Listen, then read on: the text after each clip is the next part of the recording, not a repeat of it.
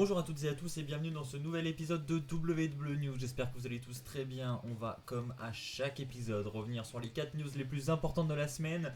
Et on va commencer avec une news qui concerne Brock Lesnar. Oui, je sais, on en parle souvent dans WWE News de Brock Lesnar, mais c'est quand même le champion du monde actuellement à Raw. Et ce qu'il se passe actuellement avec lui, c'est quand même assez incroyable, je trouve. Et ça mérite d'en parler. Brock Lesnar, vous l'avez peut-être vu si vous avez déjà vu l'Euro de cette semaine. Si vous attendez de le voir sur AB1, alors vous n'êtes pas encore au courant. Donc je vous conseille de vous boucher les oreilles si vous ne voulez pas savoir ce qui s'est passé durant l'Euro de cette semaine. On a tout simplement annoncé que finalement le match multiman, donc c'est-à-dire un match avec plusieurs catcheurs, n'aura pas lieu à Extreme Rules pour déterminer le prochain challenger de Brock Lesnar. Le match est annulé. Visiblement, cela ne serait pas seulement une storyline. Voilà, il a été dit à l'antenne que le match était annulé puisqu'il y a des négociations en cours avec la WWE et Brock Lesnar ne veut pas de ce match, etc., etc. Visiblement, ce ne serait pas seulement une storyline. Ce serait que la WWE et Brock Lesnar auraient du mal à se mettre d'accord sur le contrat de Brock Lesnar. Et Brock Lesnar ne voudrait même plus combattre à SummerSlam et voudrait se consacrer 100% à l'UFC. Vous le savez, il a re-signé pour l'UFC, il refera son retour dans l'hexagone de l'UFC. Et donc il ne serait pas disponible pour SummerSlam. Il voudrait s'entraîner et donc se préparer physiquement à 100% pour son prochain match de l'UFC. Évidemment, personnellement, déjà pour réagir à cette news, je trouve ça incroyable et c'est... Enfin, je veux dire, moi, à la place des officiels, il n'y a même pas à réfléchir, quoi. Là, c'est exagéré. On arrive à combien de mois après WrestleMania. Voilà, faut arrêter. S'il n'est pas là à SummerSlam, faut arrêter. Ce n'est pas un champion du monde. Ok, qu'il soit là encore au moins pendant les Big Four, pourquoi pas. On a déjà vécu ça avec Brock Lesnar. Maintenant, si même là, on le rate pour SummerSlam, qui est quand même le second pay-per-view le plus important de l'année, non, faut pas exagérer. Soit il est à l'UFC, soit il est à la WWE en tant que champion du monde. Maintenant, c'est pas les deux, voilà, c'est pas le club de vacances. Je pense qu'il faut vraiment prendre une décision. Pour moi, elle serait très simple. C'est Brock, soit tu défends ton titre à SummerSlam, soit ok, tu vas à l'UFC, mais tu rends le titre, on rend le titre vacant et on en termine là. Maintenant, on sait qu'il y a toute cette histoire d'argent derrière, c'est un gros nom, donc les officiels tiennent évidemment à Brock Lesnar. Ils s'en fichent un petit peu honnêtement, je pense, de l'avis des fans. Donc que Brock Lesnar soit champion et qu'il ne défende sa ceinture que une voire deux fois par an, je pense qu'il s'en fiche complètement. C'est pas mon cas, voilà. J'apprécie Brock Lesnar, maintenant je trouve que c'est un petit peu la goutte d'eau qui fait déborder le vase. Là, c'est trop. Il se dit, selon les rumeurs, donc à prendre avec des pincettes bien sûr, hein, peut-être que Lesnar sera là à SummerSlam, hein, c'est à prendre avec des pincettes tout ça, mais il se dit en tout cas que les négociations verraient plutôt Brock Lesnar avoir un match aux alentours de Hell in a Cell, voire même Survivor Series. Vous vous rendez compte, entre WrestleMania et Survivor Series, nous n'aurions donc pas de défense de titre universel, ça serait tout simplement incroyable. Donc j'espère vraiment que ces informations sont totalement fausses et j'espère que Lesnar sera là à SummerSlam et je pense que vous allez être d'accord avec moi. Je pense qu'il y en a très peu qui vont se réjouir de cette information. N'hésitez pas à partager votre avis sur Brock Lesnar dans les commentaires.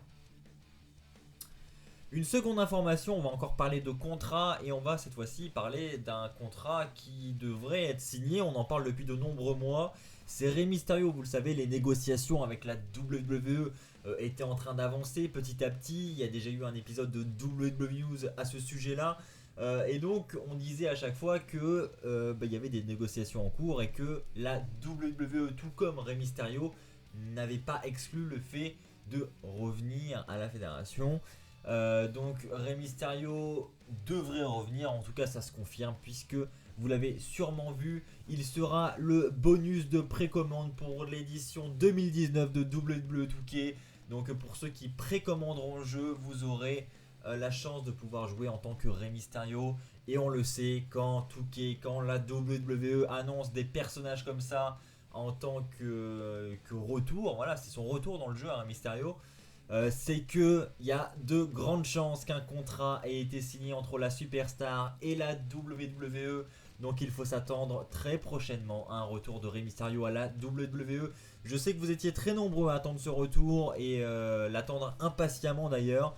Et bien je pense que vous pouvez vous réjouir de cette information puisque je suis quasiment persuadé à 95% que Rey Mysterio reviendra à la WWE d'ici la fin de l'année. C'est quasi une certitude, rappelez-vous de Goldberg l'année dernière qui était le bonus de précommande et qui pour l'occasion, pour la sortie du jeu, pour la promotion du jeu, avait affronté Brock Lesnar au Survivor Series l'an dernier.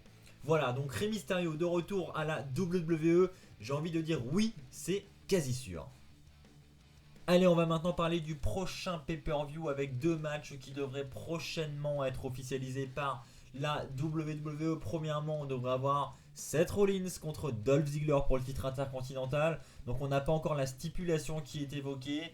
Voilà, donc, personnellement déjà je tiens à dire un petit mot là-dessus parce que j'ai pas eu l'occasion de donner mon avis en vidéo. Déjà je me réjouis vraiment de cette victoire de Dolph Ziggler pour le titre intercontinental.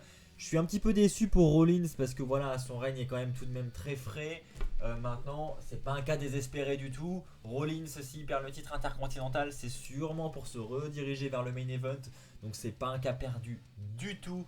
Donc je me fais pas de soucis pour lui. Je suis plutôt content pour Dolph Ziggler qui lui était plutôt vers le bas de la carte et qui a réussi à remonter vers le milieu de carte en devenant champion intercontinental. Il a même main eventé Raw cette semaine. Donc pour moi, étant fan de Ziggler, ça me fait vraiment plaisir de le voir remonter comme ça vers le haut. Donc je trouve que c'est un bon point, je tenais à le souligner. Donc pas de stipulation signalée entre les deux pour Extreme Rules. Perso, en vue de ce qui s'est passé cette semaine, en vue de la rivalité, en vue de l'alliance avec Drew McIntyre de Dolph Ziggler, j'aurais bien vu un Steel Cage match. Voilà, un match en cage pour justement empêcher Drew McIntyre d'intervenir durant le match. Je pense que c'était la stipulation adaptée qui irait en faveur de Seth Rollins en tout cas. Je pense que Rollins aurait pu notamment demander cette stipulation pour Extreme Rules. Maintenant, un second match a été, en tout cas, l'arène qui accueillera Extreme Rules a fait la publicité de ce match avec cette stipulation-là. Ce serait Braun Strowman et Kevin Owens qui s'affronteraient dans un Steel Cage match. Donc on ne pourrait pas en avoir deux dans la même soirée. Donc ce sera soit ce match, soit le match Ziggler-Rollins. C'est vrai que sans avoir eu cette information-là, comme quoi il y aurait eu un Steel Cage match entre Strowman et Kevin Owens de prévu pour Extreme Rules, j'aurais réalisé le Steel Cage match pour Rollins et Ziggler. Maintenant, si ce match venait à avoir lieu, Braun Strowman, Kevin Owens en Steel Cage, ça peut être très très bon aussi. C'est un peu moins cohérent je trouve. Je pense qu'il y avait moyen de trouver d'autres stipulations pour Strowman et Owens. Donc je suis pas sûr que ce soit le Steel Cage qui soit retenu. Je le vois vraiment plus du côté de Ziggler et Rollins. N'hésitez pas à partager votre avis dans les commentaires. En tout cas, Rollins, Ziggler et Strowman, Kevin Owens, ça nous promet quand même déjà une plutôt bonne carte pour Extreme Rules. Et on va terminer avec une probable carte pour Hell in a Cell 2018. Donc Hell in a Cell qui aura lieu au Texas le 16 septembre prochain. On aurait donc 2 matchs qui seraient quasi officiels. En tout cas, de même que pour Extreme Rules, l'arène qui accueillera l'événement a fait la publicité de 2 matchs. On aurait donc premièrement Roman Reigns contre Kevin Owens. Donc il n'y a pas d'enjeu précisé. Donc ce serait un match simple entre les deux. Et on aurait AJ Styles qui lui visiblement serait toujours champion de la WWE d'ici le mois de septembre et qui défendrait sa ceinture contre Samoa Joe. Reste à savoir si ce serait des Hell in a Cell matchs, est-ce que ces matchs auront réellement lieu. Perso, ce genre d'informations, ce genre de news, moi j'y crois vraiment peu. Il faut savoir que à la WWE, les plans peuvent changer quelques secondes avant que le match ait lieu. Donc c'est pas 2 mois à l'avance qu'on peut prédire 2 matchs qui auront lieu dans la carte de Hell in a Cell. Je pense que les plans peuvent complètement changer. Il faut savoir que les arènes sont plus ou moins obligées de réaliser ce genre de publicité pour vendre les tickets, etc. Donc ils ne peuvent pas être certains des matchs qui auront lieu dans la carte. Il en va de même pour les événements à Paris quand la WWE vient en tournée. On a une carte qui est à chaque fois provisoire. Voilà, la dernière carte qu'on a avant le show ne correspond pas au show que l'on a à chaque fois à Paris quasiment. Donc tout ça pour dire que les publicités que nous avons, ça ne veut pas dire que c'est ce qu'on aura au final lors du pay-per-view. Donc vraiment à prendre avec des pincettes. En tout cas, si ces 2 matchs auraient lieu, ça nous promettrait une belle carte également pour Hell in a Cell, ça serait vraiment cool. Voilà, c'est ainsi que s'achève cet épisode. J'espère qu'il vous a plu. Si c'est le cas, n'hésitez pas à lâcher un pouce bleu. N'hésitez pas à vous abonner pour ne rater aucune des futures vidéos news qui sortiront sur cette chaîne YouTube. Encore un grand merci à vous tous pour votre fidélité. Et comme d'habitude, n'oubliez pas, soyez toujours très très fiers d'être fan de catch. Allez, bye tout le monde.